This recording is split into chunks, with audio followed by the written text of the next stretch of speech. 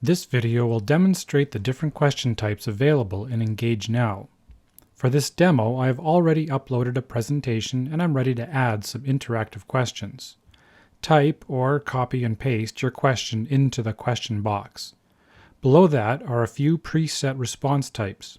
The first three will pre-fill in the responses for you. We have a basic yes-no response, a Likert version of the yes-no response where you allow different levels of affirmation, and a Likert agree-disagree scale. These are pretty self-explanatory and I won't spend any time on them. Next are the multiple choice response types where you create your own responses. The difference between the choose one and choose many is that choose one will let your audience select only one choice from the options, whereas choose many will let your audience select as many options as are available. I will discuss Quick Draw in a minute. First, I will create a simple multiple choice question with the choose one option. 5 response fields are displayed, but you can enter as few or as many as you need. If you need fewer than 5, just leave blank responses at the bottom of the list. If you need more than 5, just click the plus button to add more. But don't add too many and try to avoid making your responses too long. Keep in mind that these responses will likely be viewed on a projector screen where a bigger font is better, and the more text you try to display, the smaller the font gets.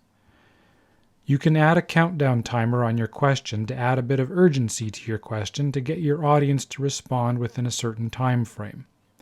Note, however, that the timer is simply cosmetic. Even if it reaches 0, it is still up to you, the presenter, when you want to cut off the responses. If you leave this blank, the question will have a count up timer instead.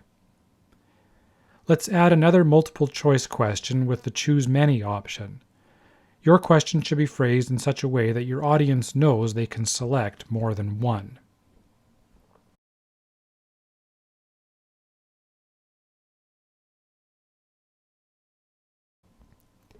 With any question, you can optionally upload an image to display with the question. For example, you could display an X-ray and ask the audience to indicate if they agree with a diagnosis. Now let's add a Quick Draw question. With Quick Draw, you are required to provide an image or photo, and your audience will tap or click on the image to mark a location rather than picking from a predefined list. Click the Image Upload button to browse for an image, then pick the color and shape of the markers. Try to pick a color and shape that will stand out on the image. Now let's see the various question types in action. First, the simple multiple choice.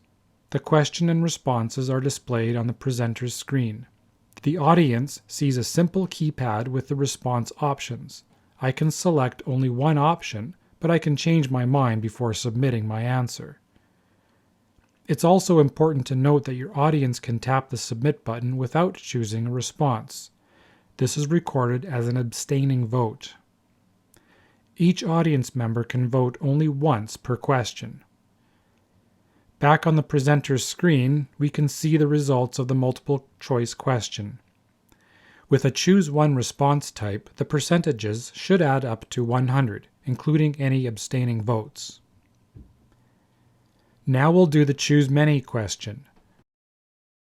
The audience can select and deselect the options until they tap the Submit button.